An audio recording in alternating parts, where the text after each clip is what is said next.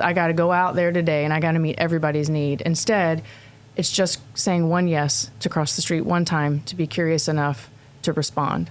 And that one yes can lead to another yes, sure. But don't try to get 3 yeses ahead of yourself, just the one. Yeah, I'd like to add to that, because I think that's right. You do have to see that you have a role to play, in loving your neighbor. You're not alone. You don't have to do it alone. Welcome to the Hope in Real Life podcast with Jason Gore. Our team is passionate and committed to bringing you more hope in the everyday, real areas of your life. If this conversation and content is valuable for you, please do us a favor. Like, subscribe, and even share. You never know how valuable it could be to share a little bit of hope with someone else. Let's get the conversation started. What's going on, Hope in Real Life family? We have a episode this week that I know that our world and our communities desperately need. Guests that actually are my neighbors. And man, as good a folk as you'd ever want to be around.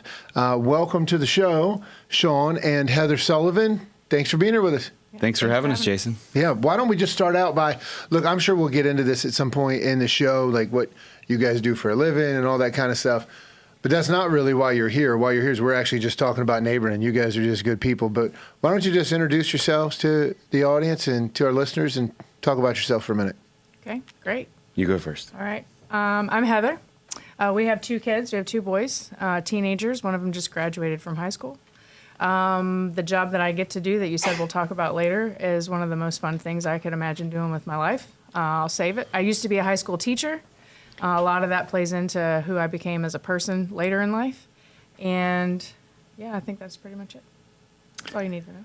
Yeah, well, we met in college, and then I did youth ministry for like 10 years, and then got out of that, went in the coffee industry, and had a lot of fun doing that stuff. And then Jason Gore invited me to come work at Hope, be a part of what we were doing in our community in Garner, which was just kind of creating this outpost for reaching people and for creating communities there. So I jumped into small group leadership there, and that was a blast. And just over the time have seen more and more things that have happened in our community because of the groups, because of the people involved, including what we have now, which is a campus there where we're reaching people and creating more community. So it's been a really fun ride. And we did get the opportunity along the way to move into the neighborhood intentionally next to Jason and Diana Gore, who have just been fantastic, and we've been able to be on mission in our own neighborhood together. So it's been cool. So the purpose of this whole podcast is to really bring hope to the everyday moments of everyone's lives. Where we live, we spend a significant amount of time. And so I'd love to ask the both of you, like, why is it important to be a good neighbor? Well, when you're talking about the need for people to have hope in real life, it's really your neighbors. It's really the people that are going to bring that to you. And if you don't understand what that means, and if you don't understand the importance of you being one of those people for other people, people aren't just going to kick over a rock and find hope. Yeah. And they're not going to kick over a rock and find a solution to the problem or find a connection or a relationship that they need. It's going to come from somebody else being willing to linger long enough, be curious enough, hang out long enough, and invite people into their space. Yeah. Yeah, and I think it's mutually beneficial. I mean, when we're being a good neighbor, it opens the doors, for a lot more connection, a lot more trust, and then you find that people are being good neighbors back to you too. So it really works out well in our communities. Was thinking a lot about our kids, though. We're just in this generation where right now they're in a generation, these digital natives, where their sense of community is very digital. And that's not bad. It's just it needs the social. It needs the interactive. So I know it's important that my kids see me walking across the street, talking to neighbors, and making real connections in real life. Otherwise, they just might have their head down the rest of their lives. Yeah. It's interesting. Because hopefully if someone's listening to this podcast, like they're at least excited about what does it mean to find hope in our lives. I think a lot of times we know there's something inside of us that says, hey, we want to bring hope to other people around us, or we want to find this purpose that's bigger than ourselves. Yeah. We think, what the heck am I supposed to do? How can I figure this thing out? When really there's actually people that live right next door to you that most likely need hope. And I think that's something that we overlook. It's like, it doesn't have to be any more difficult than just walking next door, talking to someone, building a relationship, and figuring out how you can help meet a need and make sure they know they're cared for. So there was a study in 2018 that showed 57% of Americans said they knew some of their neighbors. I'm shocked. I guess that would mean, if I do the math really quickly, what does that mean? 43% maybe possibly don't know any of their neighbors. Just out of curiosity, how many of your neighbors do the both of you know? Well, the neighbors, if you're talking about just the people who live right around the house that we live in, which is commonly what people think of when they think of the word neighbor. I'd love to challenge that thought in a minute. But just that answer is, I know who all of them are. Know them deeply. He probably knows our neighbors who live right around us more deeply than I do. I am the extrovert. So He's an extrovert, and it's a lot of men who live right around us, and including to the right of us, there's a single young guy who's got a few roommates who live there. And so Shaun's done a great job of getting to know him. But I know who all of them are. I know enough about their life to know probably what they're all about, what it is that they do for a living, and I would say even what they care about. That just comes from being observant. Yeah. But if you want to... Yeah, just for the immediate neighbors, man, like I do know them all. And I was challenged a little while back, actually reading a book that we're going to mention later, just that, you got these neighbors right around you. Do you even know the names of the people to your left, your right, across the street, diagonal? Do you even know those? And if you don't know their names, like that's the starting point. You don't know anything if you don't know their names. You're just getting by. So that was big. So just started to try to get to know each of their names. And very quickly, it's like you said, Jason, you don't have to try hard. You don't have to make it into some big mountainous thing. You just start small like that, and then it happens. It just works out. But yeah, it's been really cool getting to know, the people right around us. So I do know I have a cheat though. On my left side, I just have a pond. So I haven't met every turtle in the pond. There's some turtles and some geese over there. Yeah. Definitely. Yeah. A lot. Shaun, since you're talking about this, what qualities do you think makes a good neighbor? I think I wrote a couple down that I was thinking about this. Really, just basic stuff. So friendly, just being friendly from the start. Put that friendly foot forward. Being respectful. That goes a long way when you're talking about neighbors. Boundaries. If you're going to throw a party, make sure they know if there's going to be 50 cars on the street. Make sure that you've told them that that's going on. And then I'd say even helpful. Helpful. That doesn't by chance have anything to do with the single guy that lives next to you that has 3 other roommates. And maybe has lets parties us know. occasionally. He does. Young adults need to socialize in the backyard to where the whole neighborhood can hear it. Yes, but we've got neighbors around us who are able to help each other in different ways, and so just in the 4 neighbors around us, it's like we've all helped each other somehow. And neighbor across the street, Billy, he's got this really good talent of smoking pork shoulders. And so he does it, and then he starts taking it to neighbors around him. And it's really kind. It's really generous. But also, there's been times where I've had like a truck repair I don't know how to do anything with, and he has experience in that. And so he's come over, he's helped me fix my truck before. So pretty cool stuff. Yeah. Obviously, you guys are our neighbors, which is how I happen to know that you guys are good neighbors.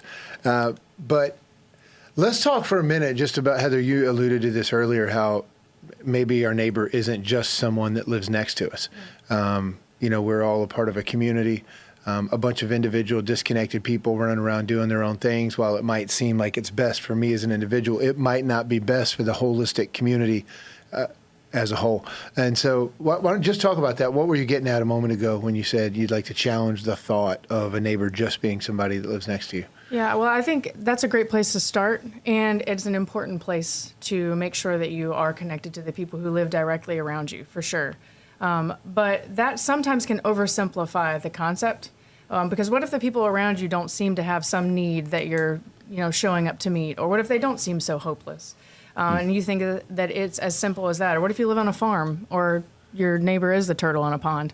Does that mean that you're excluded from having to care or from thinking about yourself as a neighbor? And so I just had a picture of what's the movie with Tom Hanks and he's on a boat and he's got his volleyball. Wilson. What's the movie? Yeah. Castaway. Yeah. That's Castaway. Yeah. So I mean, that was his neighbor. Okay. That was dramatically But his a lot neighborhood. of times we're looking out and we're thinking about our neighbors as the other people when we are the neighbor. And so I think when you ask, what makes a great neighbor, probably the characteristic that stands out the most, if you really want to show up in the world as a great neighbor, is curiosity. Yeah. You have to literally be curious about the people who are around you. Truthfully, your cashier at the grocery store is your neighbor. Everywhere you go, there you are, and you are a neighbor in every environment that you're in. And so if you're curious about people's lives, and then you're willing to be present and hang out long enough, and sometimes that means in that 5 minutes and never again, that's still your neighbor. Yeah. So I think it's the showing up and willing to be curious, and then when you see something, be intentional in your response. Yeah, and there's power in that keep showing up kind of thing. Like Yeah. if you got a neighborhood Starbucks and you go through that drive-through line, you're going to keep seeing these people, and then they're going to start talking to you, and you're going to make more connections. And I know that the young lady at the Starbucks very close to our house, that one day she just kind of clicked with her, and she said, "Wait, do you go to this church?" I was like, "Yes, we go to that. I go to that church." And then she said, "I was taught guitar lessons by one of your guitar players at the church." I was like, "Wow, that's so cool." So it struck this new kind of depth of relationship, just because, just the consistency of trying to make sure that I was intentional in going there to see her instead of just going anywhere. Yeah. Hope in Real Life family, I want to take a moment and let you know about a resource that we have for you for your own personal development, spiritual enrichment, and really a way for you to find a bit more hope in real life. We have a tool for you called the Hope in Real Life app.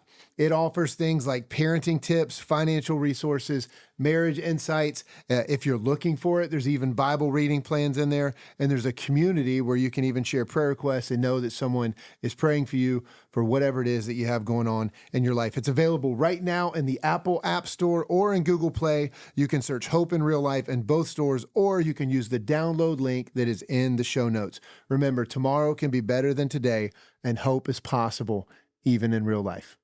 I know all of our listeners aren't necessarily Christian or interested in following the ways of Jesus, but I think it's important just to highlight this. So there's a place in the Bible where Jesus is asked, "Hey, what's the greatest commandment?" And he says, the most important thing is to love God with all your heart, soul, mind, and strength. So love God with everything that you have. But he said the second is like it, is to love your neighbor as yourself.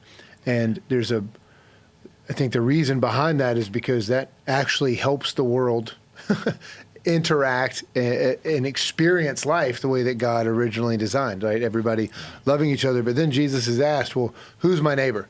He's immediately looking for, okay, then what is it that I have to do? And whether you follow the ways of Jesus or not, I mean, he's a pretty important person throughout the course of human history. Mm-hmm. People still talk about him today. So there's got to be some strength to what he said. And so he tells this story of someone who's hurt and on the side of the road, and he tells a story of multiple people that pass by him for other reasons, but one person actually stops and does take care of him. And Jesus imposes a question. So I'll just ask you, who is the neighbor to this person? And it was obviously the person that met the needs. And there's nothing that indicates that individual lived close by to the other person. So how do you think a story like that plays out for us or for a listener in their everyday life? What does it mean to be a neighbor to our community? What are ways we can do that? So I'm going to counter or add to your story with a story. So recently I was asked, how is it that you don't get overwhelmed by this thought that honestly weighs on me pretty heavily all the time, that people are in need of, whether they admit it or not, a good neighbor. They need people to show up and to be neighbors. And truthfully, without even really realizing it, I thought, well, when I go on a walk, which I do every day, when I go on a walk and I'm passing by the houses that are in our neighborhood, without even really trying to think about it, I'm thinking about the people who live in those houses. And for some of them, I know more of their story than others. But then there's others where you know a little bit if you've paid any attention at all.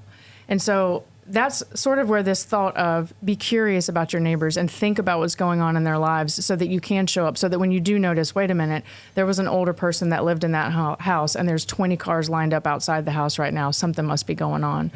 There's an ambulance that just pulled up over there, or there's a moving truck. Or, like noticing these things allows you the opportunity to pray for, to show up for, to ask questions about. And in that story that you talked about, when Jesus was sharing that story about who makes a good neighbor, truthfully, the person who ended up helping the guy who was hurt was the one who was willing to walk across the street. Yeah. So it was proximity, it was curiosity, and then at the end of that story, when he's asked, who was the good neighbor, he responds, the one who showed mercy. Yeah. And so your proximity and your curiosity leads you to the opportunity to show compassion, and that is your choice. And once you know that your neighbor is in need, it's on you at that point to be intentional and to show up. And sometimes you will and you'll get it right, and sometimes you won't because you'll feel too busy. And that's where I personally have to say, where am I not making room in my life to show up for people in a way that they might need? And can that be overwhelming? It can, if you look at it as, I got to go out there today and I got to meet everybody's need. Instead, it's just saying one yes to cross the street one time, to be curious enough to respond. And that one yes can lead to another yes, sure, but don't try to get 3 yeses ahead of yourself, just the one. Yeah, I'd like to add to that, because I think that's right. You do have to see that you have a role to play, in loving your neighbor. You're not alone. You don't have to do it alone. And even in the story that you're talking about, like the guy writes a blank check basically, but he tells other people, take care of this guy. But I would say like something as simple as if you have a soccer team that your kid's on and somebody needs a ride, to share, to say, they need a ride, I can't do it, and then work diligently to find out who on the team can. I mean, they have these team snaps and these chats that they can do on these kind of groups and teams. And if you just put it out there, let the need be out there. And so we can use social media, we can use different digital tools that we have to put needs out there. And you see it all the time, somebody advocating for somebody else and saying, they need a GoFundMe. Like, this tragic thing has happened, or they've kept this really deep need, and they take some ownership in it, but they don't keep it to themselves. They share it with the community around, give them an opportunity. Yeah, I think, so, and we're talking a lot right now about meeting needs, which is an aspect of being a good neighbor. I think it's important for our listeners to realize too, like being a good neighbor isn't just about meeting needs. Like sometimes it's just creating community and creating hope. Mm-hmm. We lived, my wife and I, at one point, actually lived with another family in a house in downtown Raleigh, and it was an incredibly diverse neighborhood. And we're like, man, how are we going to connect with folks? How do we build relationships in a spot where we're a lot different than a lot of the people that live here? And so once a month, we just would throw parties. And so we would do things like, I'd just bring our pig cooker over. I'd cook a pig. We'd let everybody know the day before around, up and down the streets around us, and say, hey, we're cooking a pig. We're going to have more food than we can eat. Sounds amazing. We're going to have other things in the cooler. And so if you just want to show up, and man, you just don't know who's going to show up. And like things happen, like folks showed up that we never would have met, that we built relationships with, that never would have happened, which sometimes did, but oftentimes didn't lead to needs that we, had anyway or felt calling to meet. Mm-hmm. It led to people being passed out on our front porch that we had no idea who they were and how long they were going to be there. But I mean, sometimes it's not just about meeting needs. Like I think we forget sometimes, like, no, it's just a good idea to slow down and have fun, right? And invite other people into that. Everybody's busy. Everybody's got pressure in life. But man, every now and then, like, let's just get together with the people around us and have a good time. Yeah, it's worth it. It's good. Let's talk for a moment, maybe just to keep it on the fun side. Have you guys ever had any experience with maybe a bad neighbor? Any stories you want to tell there? Not next door necessarily. No. I had one. Did you have one? I have a story. Yeah, about so in the house that we live in now. One day I was home. Oh yeah, gosh, working. I know where this is going. And there was a neighbor who attempted to break into my house in the middle of the day by smashing the front window of my house with a brick. I would say that qualifies as not so great of a neighbor. And the neighbor who cooks the pork came over, like yelling, rescue, whatever. As it turns out, she had some needs. She needs some medication, and she didn't have it. And she felt like she was actually helping me by coming over and trying to get into the house. That was kind of her. It was so kind. But that was a moment where that didn't feel good. Yeah. But a lot of great opportunities came from that after. I just want to be clear to our listeners, it's not being a good neighbor if you go to someone's house and break out their window. Right. That's a bad Not with a decision. brick, anyway. Yeah, right. Yeah. Middle of the day. Shaun, you got one? Yeah. So, man, a few years back, I don't know if you remember this, but we're in the Raleigh area. We don't get snow a lot, but sometimes we get a good one. And it was, I think, 2010 Christmas. Big snow, great time.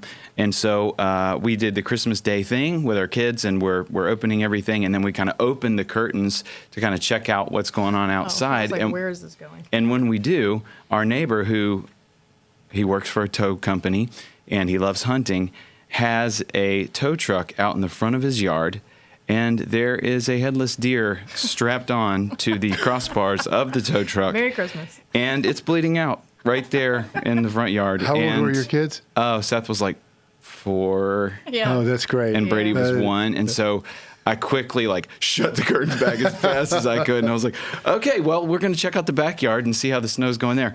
Yeah, so that was an example of, the guy wasn't intentionally trying to be a bad neighbor, but he wasn't very conscious of, it's Christmas. So I'm like, I don't know if Rudolph made it. You know what I'm saying? Like, Rudolph had a bad day. he's like, what is happening?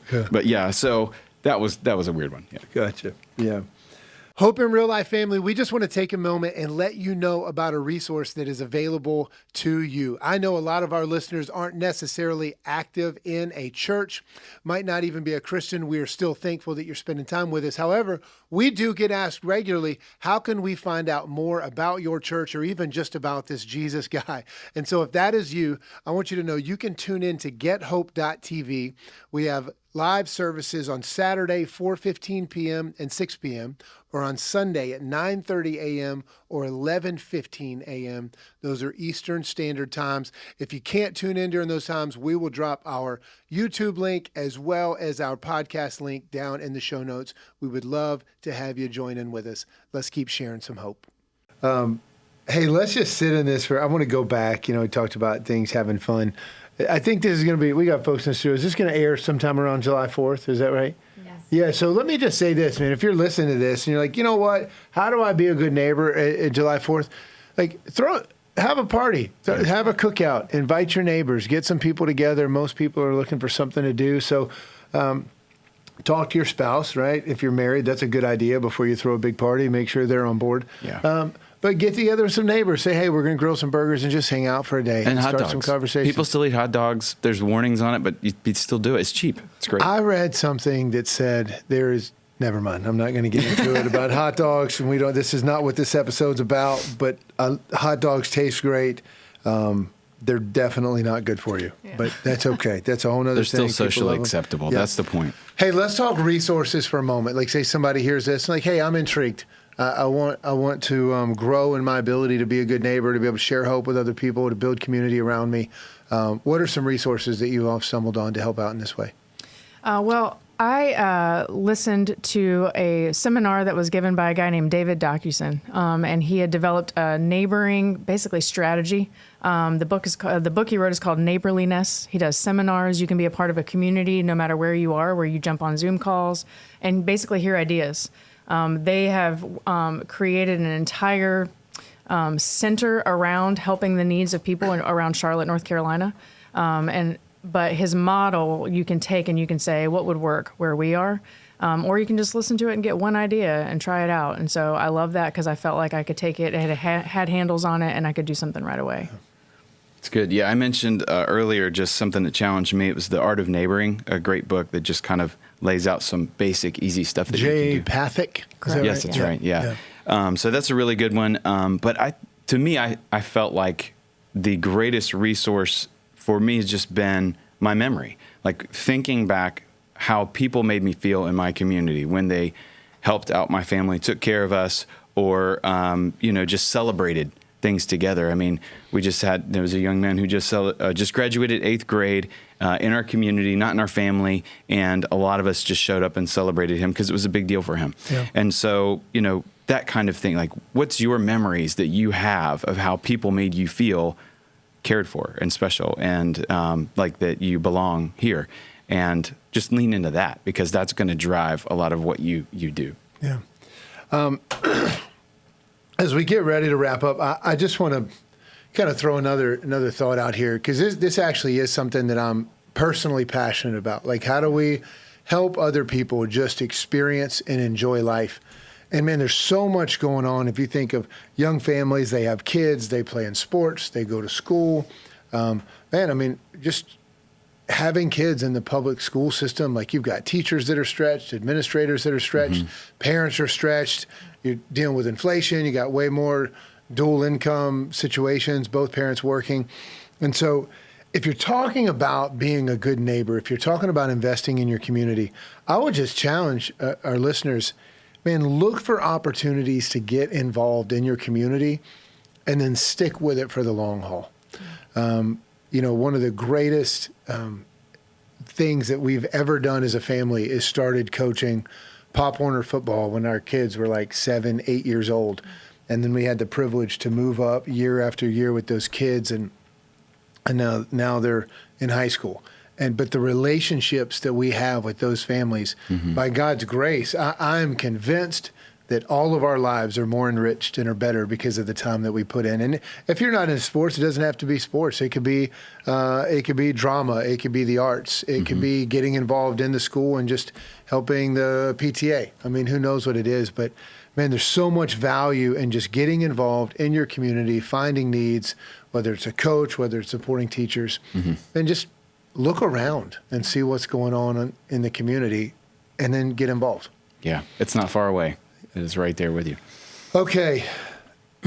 Any other practical steps? So I just dumped some on you. Any other practical steps that you all would say? I know, Heather, specifically, you said you might mention your job later. You don't, but you see a lot of different things. Anything you would offer to us, practical steps? The only thing that I would say, I would just tack on to what you said with, instead of showing up with the intention to do a bunch of stuff, it's just figure out where's a space where you can go and be.